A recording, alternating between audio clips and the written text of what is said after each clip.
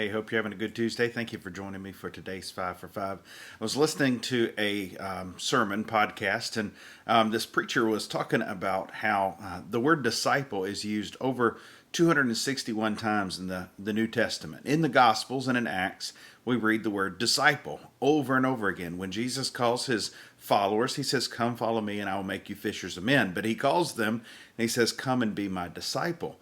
He often calls them to a life of discipleship, to follow him. And the word disciple in the Hebrew culture, it wasn't uncommon for people to be disciples of a rabbi, of a teacher. There were many people who had disciples. We see John the Baptist, the baptizer, that he had disciples. We see other rabbis that would have had students who followed after them, who learned at their feet.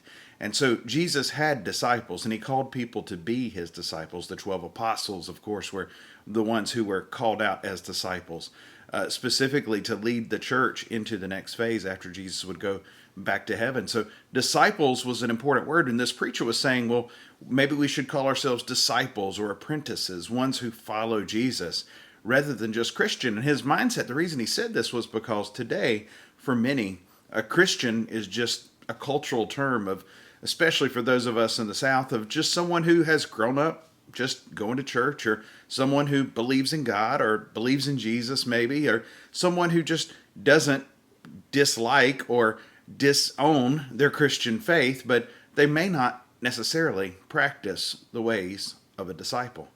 And the point this pastor was trying to make was that a disciple is one who follows Jesus.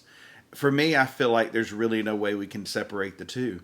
It's interesting that when you look at the word Christian, while only mentioned 3 times in Scripture, those 3 occurrences show us clearly that you can't be called a Christian unless you're one whose life is given over completely to the cause of Jesus Christ.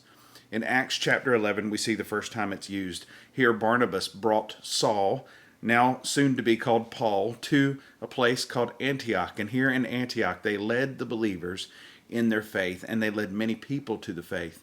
And here in Antioch, as they were crossing over out of the Jewish territory into a more Greek or Gentile territory, we find that a name is given to the new believers and to the disciples there. It says, "And when Barnabas, he had found him, Saul, and brought him to Antioch, for a whole year they met with the church, and they taught a great many people. And in Antioch, the disciples were first called Christians." So it says clearly they were disciples, and they were called Christians. If you want to be a Christian, you've got to first be a disciple.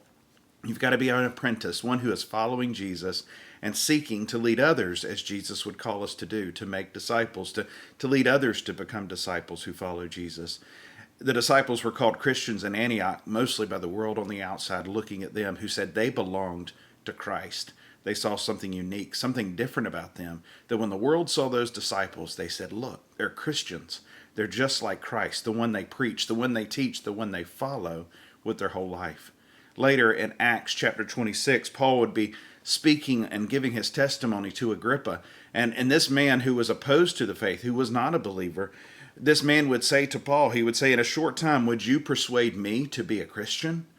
See, when Paul was on the trial for his faith, the man who he was speaking to and giving his testimony knew fully what Paul was trying to do, that Paul, even in his own defense, was trying to preach the gospel and bring Agrippa to the faith. Paul would say, whether it be a short time or a long time, I do all I can to make sure that everyone has the chance to hear the gospel and come to know Jesus Christ. When the world looks at you, would they realize that you are one who would be calling them to be a Christian, one who would be calling them to give their life over to Jesus Christ and to become his follower? The last part we see is in 1 Peter 4:16.